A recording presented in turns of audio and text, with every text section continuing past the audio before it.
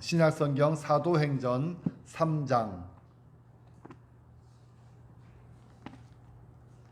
1절에서 10절까지 말씀입니다. 사도행전 3장 1절에서 10절까지 말씀입니다.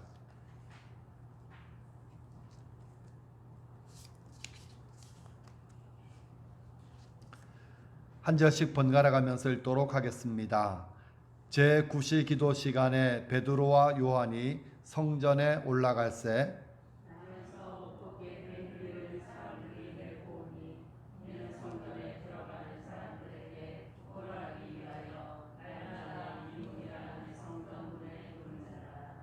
그가 베드로와 요한이 성전에 들어가려 함을 보고 구걸하거늘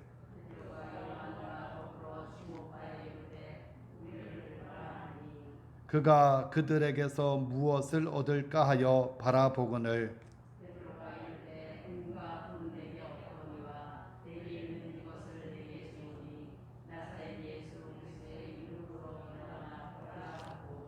오른손을 잡아 일으키니 발과 발목이 곧 힘을 얻고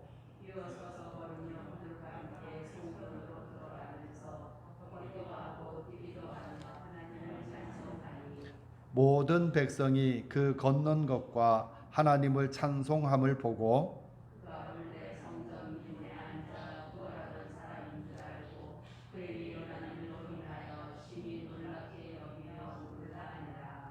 아멘. 좋으신 아버지 하나님, 오늘도 주님의 귀하신 말씀이 있는 곳에 우리를 부르심을 감사합니다.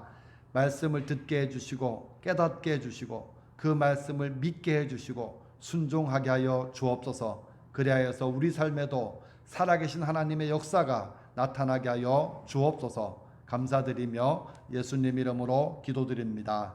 아멘. 오늘도 우리 함께 고백하시겠습니다. 시작. 나는 하나님의 사람입니다. 그래서 나는 믿음으로 도전합니다. 나는 하나님과 하는 축복의 통로입니다. 오늘도 하나님께 예배하기 위해서 한 자리에 모여 또 이 자리에서 예배하게 된 여러분을 환영합니다. 그리고 여러분이 스스로 나는 하나님의 사람이다. 나는 세상의 기적과 축복의 통로다. 이런 확신을 가지고 예배하고 또 그 믿음을 가지고 세상에 승리하는 그런 삶이 되시기를 바랍니다. 예수님은 이 땅에 하나님 나라를 가지고 오셨습니다. 그래서 하나님 나라를 주시기 위해서 십자가 위에서 자기의 목숨을 버리셨습니다. 그래서 이 버리심은 그냥 한 사람의 죽음이 아니라 세상에 있는 모든 죄와 그 죄의 권세와 또 사탄을 깨트리는 그러한 행위라고 성경은 기록하고 있습니다. 그 예수님의 십자가를 통해서 사탄의 나라는 깨어지게 되었습니다. 그리고 믿는 사람들에게 성령님을 보내주셨습니다. 하나님은 성령 충만하게 된 그 사람들을 통해서 하나님 나라를 확장시켜 나가십니다. 지금도 하나님 나라를 확장시키는 방법은 바로 믿는 우리와 성령 충만한 우리와 믿지 않는 세상 사람들의 만남을 통해서 이루어지고 있습니다. 그래서 믿는 우리에게는 하나님이 주신 생명이 있습니다. 예수님을 알지 못하는 사람들에게는 이 생명이 없습니다. 그래서 그들이 아무리 많은 것을 누리고 있고 가지고 있다고 해도 그들은 죽은 것과 마찬가지입니다. 그래서 우리가 안 믿는 사람들에게 우리가 가지고 있는 생명, 이 생명을 나누어 줄 수 있어야 합니다. 그래야만 그 예수님을 만난 사람들이 변화되고 또 새로운 생명을 얻게 되는 역사가 나타나게 됩니다. 그래서 사도행전의 이야기가 바로 그런 이야기죠. 성령 충만하게 된 그리스도인과 세상이 만나서 변화되는 그 변화가 일어나는 기록이 바로 사도행전의 이야기입니다. 그래서 이 말씀은 오늘 우리가 꼭 들어야 되고 또 행해야 될 그런 하나님의 말씀입니다. 오늘 예배하며 하나님 말씀을 듣는 여러분들은 하나님 말씀을 잘 듣고 꼭 깨달으시기 바랍니다. 그 예배를 끝나고 갔는데 마음속에 아무런 하나님 말씀이 없다. 그건 예배에 실패한 거라고 그랬죠. 그래서 하나님 말씀을 꼭 붙잡고 다시 새롭게 되어 사도행전의 역사를 이어가는 하나님의 사람들이 되시기를 주님의 이름으로 축복합니다. 성령 충만하게 된 베드로와 요한이 제9시 기도 시간에 성전으로 올라가다가 미문이라고 하는 성전 문에서 나면서부터 걷지 못한 한 사람을 만나게 됩니다. 그래서 1절과 2절 말씀이 그 내용이죠. 다시 한 번 더 제가 읽어드리겠습니다.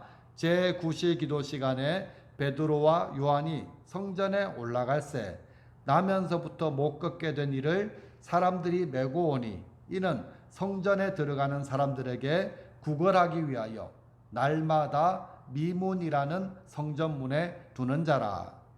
우리가 알고 있듯이 베드로와 요한은 예수님의 제자죠. 그리고 성령 충만하게 된 사람들입니다. 그런데 우리가 한 가지 살펴볼 것은 성령 충만하게 되었는데 전혀 이상한 행동을 하지 않습니다. 그들이 기도하기 위해서 정해진 기도 시간에 기도하기 위해서 성전에 올라갔다. 이 사실을 우리는 주목해야 합니다. 그들은 성령님의 강력한 임재를 경험했고 성령 충만하게 되어서 생전 듣지도 못하고 배운 적도 없는 외국어로 말한 그런 능력도 경험했습니다. 가슴이 막 뜨겁게 불타오르고 나가서 전하지 않고는 견딜 수 없는 그런 체험도 했습니다. 그런데 그 특별한 경험을 한 그 자리에 머물러 있지 않았다는 것이죠. 어떤 이상한 은사 집회를 하고 계속 그 능력을 사모하면서 거기에 머물러 있지 않았습니다. 우리가 살펴보았듯이 그들은 더 열심히 모여서 하나님 말씀을 배웠습니다. 그리고 하나님을 찬양했습니다. 그리고 모이기를 힘쓰면서 계속 성도의 아름다운 교제를 이루어 나갔습니다. 평소와 똑같은 모습으로 성령님의 다스림을 받는 그런 삶을 살아가기 시작했습니다. 여러분, 성령 충만은 내가 이상한 사람이 되는 게 아니에요. 성령 충만해졌다고 해서 이상하게 변화되는 그것을 말하지 않습니다. 성령 충만은 내 삶 속에서 성령님의 다스림을 받는 사람이 되는 거예요.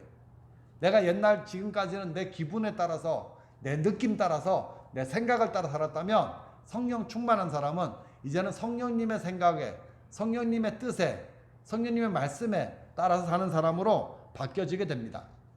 오늘 본문에서 세 사람을 만날 수 있습니다. 첫 번째는 베드로와 요한입니다. 이 사람들은 예수님의 제자입니다. 그때 성령 충만하게 되었지만 아까 살펴본 것처럼 제9시 기도 시간에 성전으로 올라가고 있었습니다. 그 유대 역사학자 요세푸스의 기록에 의하면 유대인들은 하루에 3번 기도를 한다고 합니다. 첫 번째 기도 시간은 오전이에요. 오전. 이른 아침에 성전에서 번제가 드려질 때, 상번제라는 제사가 있거든요. 번제가 드려질 때 그 이른 아침에 성전에 가서 또는 집에서 그 시간에 기도를 합니다. 두 번째는 오후 번제와 함께 기도하죠. 이때는 9시 9시 기도 시간입니다. 우리말로 이야기하면 오후 3시쯤 됩니다. 오후 3시. 그 다음 세 번째는 해가 질 때 하나님 은혜로 오늘도 잘 살았습니다. 은혜에 감사하면서 기도를 하죠. 경건한 유대인은 적어도 하루에 3번 기도합니다. 베드로와 요한이 제9시 기도 시간에 성전에 올라갔다는 것은 아직 그때까지는 기독교가 다른 세력이 되지 않고 여전히 그 성전 예배에 참여하고 있다는 것을 보여줍니다. 중요한 것은 그들에게 정해진 기도 시간이 있었다는 것이죠. 그리고 그들은 실제로 기도하는 사람들이었다는 사실입니다. 여러분 생각해 보세요. 하루에 3번 기도 시간을 정해놓고 기도하는 일이 쉬워요? 쉽지 않습니다. 절대로 쉽지 않습니다. 우리가 보잖아요. 하루에 한 번 새벽 기도 한 번만 하자. 그것도 어렵잖아요. 내 여러분 마음속에 이제부터 내가 몇 시에 딱 이 시간에 기도해야지. 잘 되던가요? 잘 안 됩니다. 안 됩니다. 그런데 베드로와 요한이 성령 충만한 이후에 그들의 마음속에는 하나님을 더 갈망하는 그런 마음이 분명히 더 커졌습니다. 그리고 경건한 습관을 따라서 기도하는 삶, 그 삶을 살았다는 것이죠. 기도가 억지로 되는 게 아니잖아요. 그런데 훈련받지 않으면 절대로 할 수 없는 것도 기도예요. 그래서 이 사람들은 습관이 되어 기도하는 것이 예수님처럼 습관이 되어버렸다는 것이죠. 몇 시가 되면 기도해야지. 이것이 몸에 그냥 배어버린 거예요. 그래서 역시 이날도 기도하러 가는 것입니다. 하나님께서 이런 사람을 사용하셔서 놀라운 일을 행하실 것입니다. 성도 여러분, 여러분은 전심을 다해서 하나님을 찾는 사람, 그리고 하나님의 은혜를 사모하며 갈급한 사람, 그런 사람이 되어야 합니다. 하나님을 찾는 사람이 하나님을 만나게 되어져 있습니다. 맞잖아요. 여러분이 하나님을 사랑하지 않고서 하나님의 사랑을 받겠다, 말이 안 되는 소리잖아요. 하나님을 향한 갈급함, 하나님을 향한 간절함, 이 간절함이 있는 사람이 꼭 하나님 만나게 되어져 있고 하나님의 은혜를 누리게 되고 또 하나님을 받게 됩니다. 저도 여러분도 하나님께 찾으시는 그 한 사람 되시기를 주님의 이름으로 축복합니다.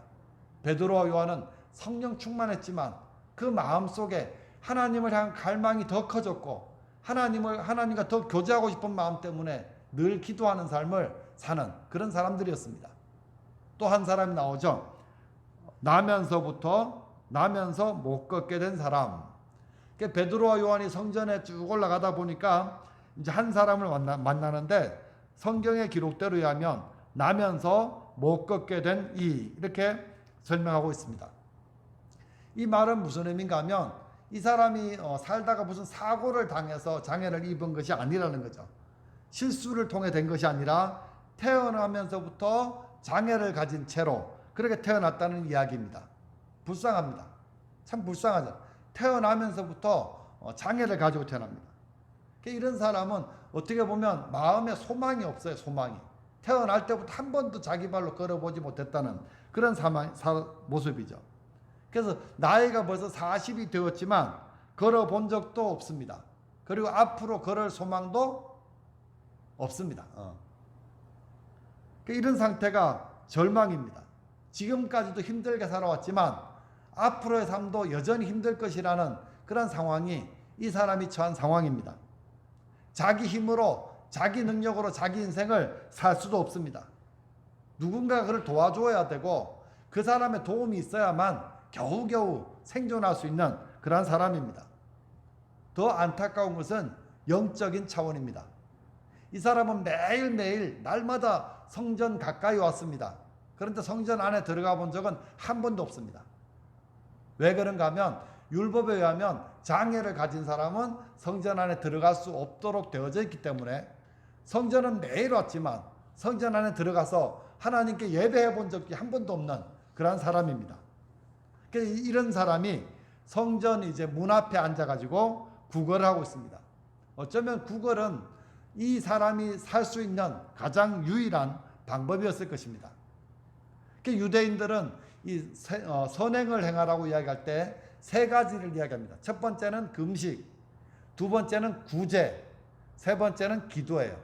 이 세 가지를 유대인들은 선행으로 강조합니다. 그래서 유대인들이 기도하러 성전에 올라갈 때 그 길목에 이 사람이 있는 것은 아주 행운이죠. 왜? 구제를 해야 되는데 기도하러 가면서 구제를 하면 얼마나 좋습니까? 그래서 이 사람은 목이 아주 좋은 자리에 잘 자리 잡고 앉아 있었습니다. 하루 종일 얼마나 벌었는지 얼마나 많은 구걸을 했는지는 알 수가 없습니다. 하지만 생각해 보면 많은 유대인들이 크지는 않은 돈이지만 이 사람은 계속 구걸을 했을 것입니다. 근데 더 중요한 것은 뭔가 하면 구걸을 여전히 많이 받았다고 해도 이 사람의 근본적인 문제가 해결되지 않았다는 사실입니다. 다행스럽게도 이 사람을 섬기고자 하는 그런 좋은 의도를 가지고 있는 착한 사람들이 이 사람 주변에 있었습니다. 도와주잖아요. 매일 아침 이 사람을 메고 성전 문까지 데려다 주고 또 저녁이 되면 이 사람을 데리고 집까지 데려다 주는 그 일을 했습니다. 그렇지만 좋은 사람들이 섬겨주어도 그는 여전히 걷지 못했고 여전히 소망이 없는 그런 삶을 살았습니다.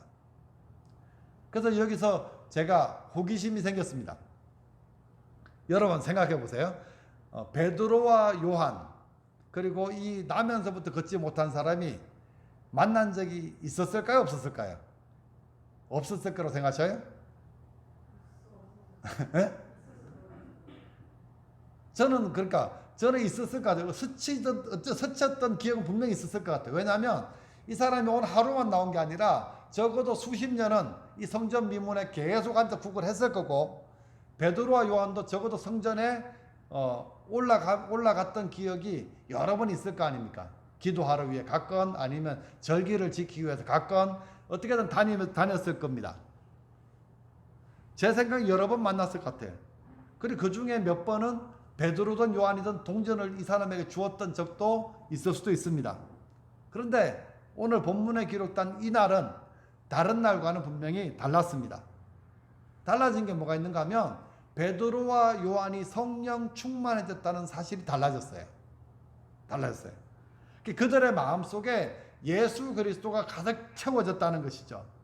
성령님께서 여느 때와 똑같이 이제 성전에 올라가던 그들의 발걸음을 멈추게 하셨고, 똑같은 모습으로 구걸하고 있던 이 사람을 바라보게 만드셨습니다. 3절 말씀 보시죠. 3절 4절 같이 읽어보겠습니다. 시작. 그가 베드로와 요한이 성전에 들어가려 함을 보고 구걸하거늘 베드로가 요한과 더불어 주목하여 이르되 우리를 보라 하니. 구걸하는 사람이 베드로와 요한을 간절하게 바라보면서 한 푼 줍쇼, 정중하게, 그렇죠? 정중한 눈빛으로 한 푼 도와줄 것을 요청합니다. 그때 베드로와 요한이 이 사람을 주목하여 이렇게 됐죠. 주목해서 봤다, 이 말은 뭔가 하면 강한 시선으로 자세히 봤다는 거예요. 이상하잖아요. 구걸하는 사람을 그냥 멈추어 서가지고 뚫어지게 자세히 관찰하면서 그렇게 봤다는 이야기죠. 그래서 저는 성령님께서 이렇게 그들을 주장하셨다고 생각합니다. 발걸음을 멈추게 되고, 딴 때는 그냥 지나갔을 텐데 발걸음이 멈춰지게 되고, 눈이 그 사람에게 집중하게 되고, 또 그 사람에게 대해서 생각하게 만드는 그 일을 합니다. 이 순간 베드로와 요한은 이 절망적인 사람에게 가장 필요한 것은 돈이 아니라는 것을 깨닫게 되죠. 동전 몇 푼이 아니라는 것을 깨닫게 되고, 또 그래서 뭐라고 말하는가 하면 우리를 보라. 뭐라고요? 우리를 보라, 이렇게 말을 합니다. 베드로와 요한이 우리를 보라 그러니까 이상한, 동전이나 던져주고 지나가면 될 텐데 우리를 보라 이렇게 하니까 뭔가 좀 더 많은 것을 얻을 수 있지 않을까, 그런 마음으로 기대했을 것입니다. 근데 베드로의 입에서 나오는 첫 마디는 아주 실망스러운 이야기입니다. 뭐라고 이야기해요? 은과 금은 내게 없다, 이렇게 말해요. 은과 금은 내게 없다. 6절 말씀입니다. 베드로가 이르되 은과 금은 내게 없거니와 내게 있는 이것을 내게 주노니 나사렛 예수 그리스도의 이름으로 일어나 걸으라 하고. 은과 금은 내게 없거니와, 이 말은 실제로 이 베드로와 요한에게 돈이 없다, 이렇게도 해석할 수 있습니다. 그리고 조금 더 깊이 보면 은과 금은 당신의 문제를 해결할 수 있는 해답이 아닙니다, 이 말로도 해석할 수 있습니다. 베드로는 지금 이렇게 말하고 있는 것이죠. 지금까지 많은 사람들이 오며 가며 많은 동전을 던져 주었지만 당신은 여전히 절망스러운 상태에 있지 않습니까? 앞으로 더 좋아질 소망도 없지 않습니까? 은과 금은 당신에게 해답이 될 수 없습니다. 그래서 베드로는 이어서 말합니다. 내게 있는 이것을 내게 주노니 나사렛 예수 그리스도의 이름으로 일어나 걸어라. 이 말씀을 가만히 보면 굉장히 베드로의 마음속에 확신이 있는 그런 말이라는 것을 금방 알 수 있습니다. 원래 베드로는 이런 말을 할 수 있는 사람이 아니었습니다.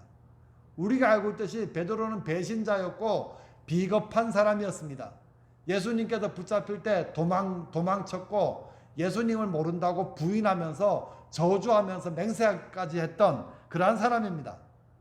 그때는 예수님에 대한 확신이 없었기 때문에 그렇게 행동했습니다.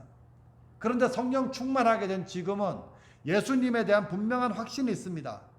내 마음속에 예수님이 계시다는 것을 이렇게 표현한 거예요. 그래서 내게 있는 이것을 내게 준다.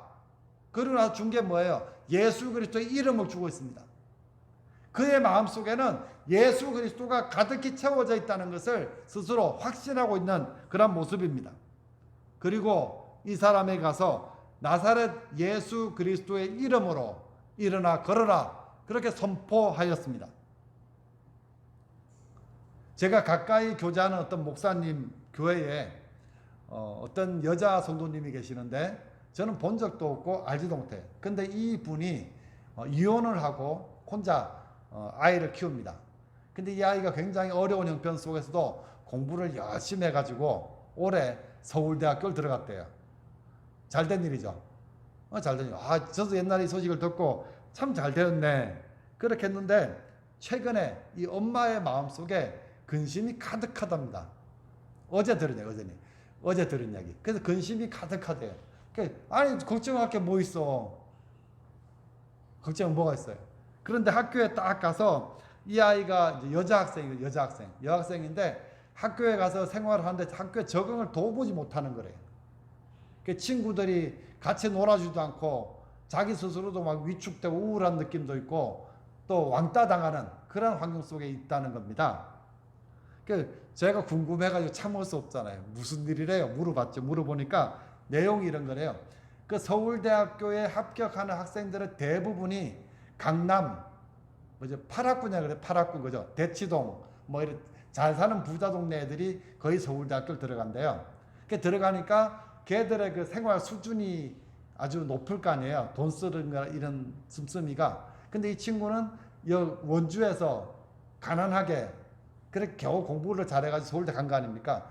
같이 어울리려고 하니까 그들을 따라갈 수가 없는 거예요.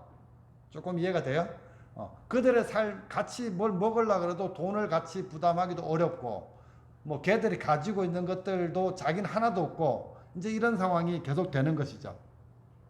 그래서 교내 아르바이트도 하고, 장학금 받을 수 있는 걸 다 하고, 그 다음에 시간이 또 남으면 쪼개가지고, 이제 과외도 하고, 이렇게 해서, 삽니다. 그리고 과에서 부대표도 되었대요.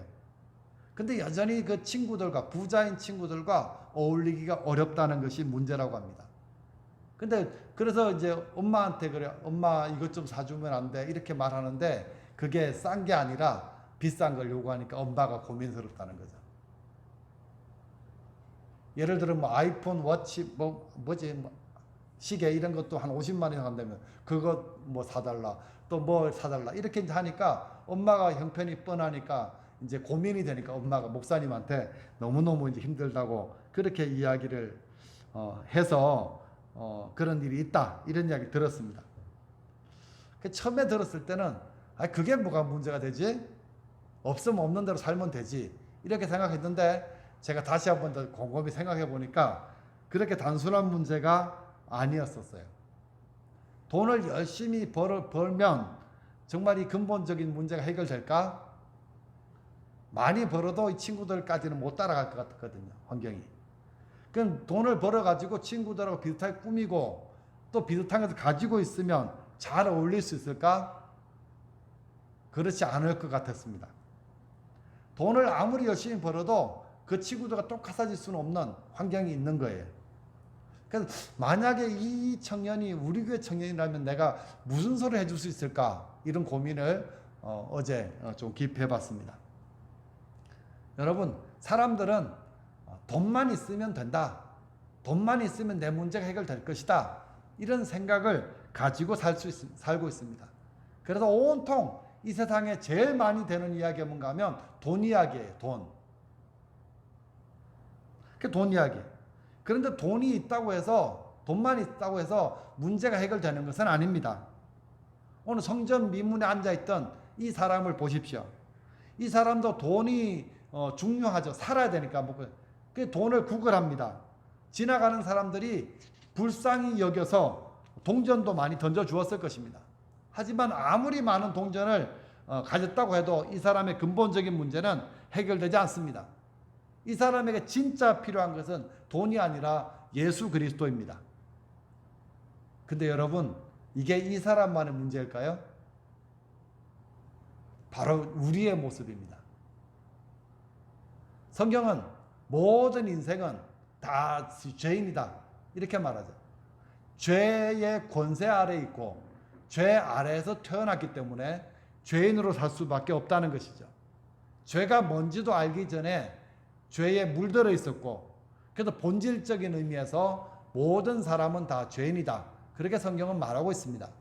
로마서 3장 23절입니다.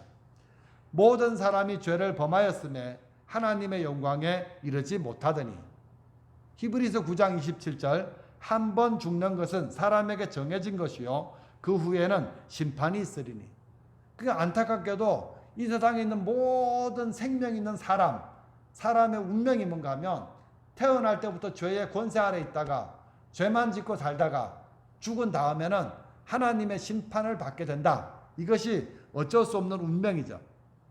더 절망스러운 것은 뭔가 하면 어떤 인간도 자기의 능력으로 자기의 노력으로 이 문제를 해결할 수 없다는 것입니다. 죄도 해결할 수 없고 죽음의 문제도 해결할 수 없고 심판도 해결할 수가 없습니다. 공부를 많이 한다고 해서 제도를 어떻게 더 개선해 좋은 프로그램을 만든다고 해서 해결될 수 있는 문제가 아닙니다. 나면서부터 한 번도 걸어보지 못한 사람만 절망하고 있는 것이 아니라 오늘 우리도 똑같은 절망을 가지고 살고 있습니다. 나면서부터 한 번도 걸어보지 못한 사람 주변에는 좋은 사람이 있었습니다. 그를 열심히 섬겨주었습니다. 너무너무 고마운 일이죠. 고마운 일. 그렇지만 이 사람의 근본적인 문제는 해결될 수 없었습니다. 여전히 소망이 없었고 여전히 절망 가운데 살고 있었습니다. 한 가지 고백하게 되는 것은 절망을 만난 인생은 가장 좋은 답은 바로 예수님이라는 사실입니다. 돈도 해결할 수 없고 주변에 착한 사람이 나를 도와준다고 해도 안 되는 거고 좋은 시설도 해결할 수 없는 그런 문제가 우리에게 있다는 것이죠. 성령 충만하게 된 베드로는 이 사실을 깨달았습니다. 지금 이 사람에게 필요한 것은 돈이 아니라 바로 예수 그리스도라는 것을 깨달았습니다. 성령님께 깨닫게 해주신 것이죠. 예수 그리스도가 바로 인생의 해답이라는 사실을 깨달았습니다. 조금 더 적극적으로 말씀드릴게요. 이 사람이 지금까지 한 번도 걸어본 적이 없는 사람이지만 예수 그리스도는 이 사람을 걷게 하실 수 있다는 믿음이 베드로에게 생겼다는 것입니다. 이 믿음으로 외치는 거예요. 나사렛 예수 그리스도의 이름으로 일어나라, 일어나 걸어라, 이렇게 이야기합니다. 그랬더니 한 번도 걸어본 적이 없는 사람이 발과 발목에 힘을 얻고 일어서게 되는 겁니다. 자, 7절 보시죠. 7절. 오른손을 잡아 일으키니 발과 발목이 곧 힘을 얻고 뛰어서서 걸으며 그들과 함께 성전으로 들어가면서 걷기도 하고 뛰기도 하며 하나님을 찬송하니. 이 사람이 걷기도 하고 뛰기도 하는 것 얼마나 놀라운 일입니까? 근데 여러분 더 놀라운 일이 뭔지 아십니까? 성전에 들어갔다는 사실이죠. 하나님을 찬양했다는 사실이죠.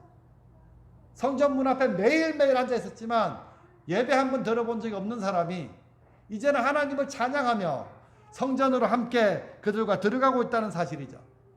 여러분 이 사람에게 하나님 나라가 임했는 줄 믿습니다. 예수님을 통해 이 사람에게 절망의 문제가 해결되고 새로운 삶이 시작된 줄로 믿습니다. 여러분 지금 교회가 가장 큰 위기를 맞고 있다, 그렇게 말합니다. 그 위기는 다름 아닌 예수 그리스도를 잃어버리는 것이 바로 위기입니다. 교회에서 돈도 많고 사람도 많고 시설도 좋고 좋은 프로그램도 운영하지만 교회가 여전히 위기인 이유는 교회가 예수 그리스도의 이름을 그들에게 주지 못하기 때문입니다. 그런 생각 안 해보셨어요? 지금처럼 교회가 풍성한 때가 언제가 있었어요? 역사상 돈이 제일 많은 때 높은 건물을 짓고 몇억 몇십억짜리 건물을 지을 수 있잖아요. 옛날에 천막 치고 예배드렸잖아요. 근데 그때보다 좋아졌어요. 사람도요 그때 비하면 많은 겁니다. 지금 없다고 이야기 많아진 거예요. 근데 예수 이름의 능력, 그 예수 능력을 믿지 않는 거죠. 그러니까 돈을 의지하죠. 사람을 의지하죠. 우리는 이런 좋은 시설이 있다고 자랑만 하죠. 구제해야 됩니다. 물론 어려운 사람 도와줘야 되고요. 교회가 착한 일을 많이 해야 됩니다. 그러나 그 일로 가지고는 인생의 중요한 문제를 해결해 줄 수가 없습니다. 교회는 은과 금을 나누어 주는 곳이 아니라 바로 예수 그리스도를 나누어 주는 곳, 예수 그리스도의 생명을 나누어 주는 곳이 되어야 합니다. 그 교회 안에 가득한 것은 바로 예수 그리스도가 되어야 됩니다. 성도 안에도 예수 그리스도가 가득해져야 합니다. 너무 당연한 이야기입니다. 베드로가 믿음으로 선포했습니다. 믿음이 없으면 할 수 없는 말들이에요. 그 사람의 손을 잡아서 일으켰습니다. 안 일어서면 어떡할 거예요? 근데 일으켰습니다.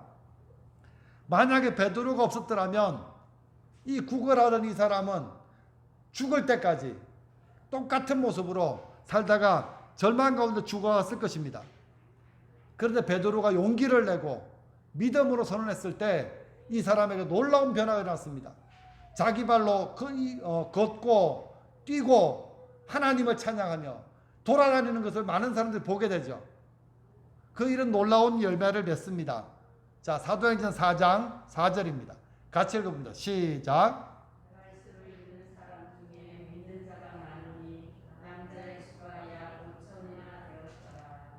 이날 베드로와 요한이 성령님께 순종해서 믿음으로 선포하고 한 사람을 일으킨 사건 때문에 5,000명이나 되는 사람들이 이제 예수님을 영접하게 되었다. 그렇게 기록하고 있습니다. 5,000명 숫자 되게 많네. 오늘 이야기의 초점은 그게 아닙니다. 예수님은 이때나 지금이나 동일하신 분이십니다. 동일하시다는 말은 뭔가 하면 지금도 살아서 역사하시는 분이라는 고백입니다. 중요한 것은 뭔가 하면 오늘 우리가 옛날 베드로와 요한같이 성령님께 사로잡힌 사람이 되는 것입니다. 소돔과 고모라가 멸망한 이유는 그들의 죄 때문입니다. 근데 조금 자세히 성경을 보면 소돔과 고모라는 의인 10명이 없어서 멸망한 겁니다. 무슨 말인지 아시죠? 아브라함이 하나님과 기도할 때 롯을 살리기 위해서 기도하잖아요. 의인 50명 있으면 어떡하실래요? 그래도 멸망하실래요? 아니, 의인 50명 찾으면 내가 멸망하지 않을게. 맨 마지막 기도가 뭔가 하면 하나님 마지막으로 한 번만 부탁드리겠습니다. 그 성에 의인 10명이 있으면 어떡하시겠습니까? 의인 10명을 인해서 내가 이 성을 멸망하지 않겠다라고 말씀하셨어요. 그런데 멸망당했습니다. 그 이유는 뭐예요? 의인 10명이 없었기 때문에 멸망당한 겁니다. 남유다 예루살렘이 멸망하는 이유는 뭔지 아십니까? 예레미야 5장 1절입니다. 너희는 예루살렘 거리로 빨리 다니며 그 넓은 거리를 찾아보고 알라. 너희가 만일 정의를 행하며 진리를 구하는 자를 한 사람이라도 찾으면 내가 이 성을 용서하리라. 잘 보세요. 정의를 행하며 진리를 구하는 자를 한 사람이라도 찾으면 내가 이 성을 용서하리라. 그렇게 말씀했으니까 의인 한 사람이 있으면 이 성이 망해요, 안 망해요? 근데 망했어요. 왜 망했어요? 의인 한 사람이 없을 정도로 타락해버렸다는 이야기잖아요. 예루살렘이 얼마나 타락을 했으면 그 예루살렘 성에서, 성전이 있는 곳에서 하나님의 정의를 행하고 하나님 말씀을 구하고 그렇게 사는 사람이 한 사람도 없어서 멸망했다는 것입니다. 오늘 우리가 베드로와 요한같이 성령 충만한 그리스도인이 되어야 합니다. 제가 여러 번 이야기했죠. 성령 충만은 내가 성령님의 다스림을 받는 사람이 되는 것이고 내 속에 그리스도로 충만하게 채워지는 것입니다. 그 사람 하나님을 찬양할 수밖에 없고 그 사람은 세상의 환경과 상관없는 평안을 누리게 될 것이고 내 속에 예수님이 가득히 채워졌다는 것을 알게 되는 거예요. 그래서 지금도 돈 때문에 걱정하고 문제 앞에서 두려워하고 걱정하고 염려하는 사람들에게 내가 있는 것, 내게 있는 것을 내게 준다. 그러면서 그 이름을 전해주시는 사람이 바로 성령 충만한 그리스도인입니다. 베드로는 분명히 이것을 우리에게 보여주고 있습니다. 여러분, 오늘 이 말씀을 듣는 여러분의 마음은 과연 무엇으로 가득 채워져 있습니까? 돈입니까? 돈에 대한 걱정이에요? 문제 가득합니까? 그것들 다 쓰레기 같은 것들 아닙니까? 왜 쓰레기라고 하는가 하면 주님 오시면 쓸데있는 게 아무것도 없대요. 하나님 나라에 가져갈 게 아무것도 없는 것들이래요. 근데 그런 것들만 잔뜩 집어넣고 내가 그리스도인입니다. 그러고 앉아있는 모습은 아닌지요. 기도하십시오. 내가 성령 충만하기를 원합니다. 내 속에 그리스도로 가득 채워지기를 원합니다. 그래서 나를 만나는 사람들이, 생명 없는 사람들이 변화되고 새로운 사람이 되고 하나님 나라를 알게 되는 그러한 역사가 나타나기를 원합니다. 우리가 기도할 내용은 바로 그겁니다. 교회가 회복되기를 원하십니까? 그러면 우리가 먼저 하나님이 찾으시는 그 의인 한 사람이 되면 되는 거잖아요. 다른 사람 볼 거 없잖아요. 너는 왜 그 모양이야? 너나 잘하세요. 아니요, 내가 먼저예요. 내가. 내 속에 성령 충만을 사모하고 내 속에 성령님께 들어와 계시는 건 분명히 맞는데 이제 성령 충만해져야 되는데 이제는 예수님으로 채워지게 주십시오. 그래서 여러분도 세상을 향해서 은과 금은 내게 없지만 내게 있는 것을 내게 주노니 나사렛 예수의 이름, 그 이름을 전해줄 수 있는 사람이 바로 하나님께서 원하시는 그 사람입니다. 여러분 다시 새롭게 되시기 바랍니다. 그래서 사도행전의 역사를 다시 써내려가는 하나님의 일꾼들이 다 되시기를 주님의 이름으로 축복합니다. 좋으신 아버지, 은혜와 사랑을 감사합니다. 오늘 우리에게 선포된 이 말씀을 잘 기억하게 해주시고 정말로 내가 어떠한 모습으로 변화되어야 될지 어떠한 모습으로 바뀌어져야 될지를 깨닫게 해주셨사오니 이제는 성령님을 사모하고 또 간절하게 구하여 성령 충만한 그리스도인이 되게 해주시고 다시 새롭게 되어 사도행전을 써내려가는 하나님의 사람들로 변화되게 하여 주옵소서. 예수님의 이름으로 기도드립니다.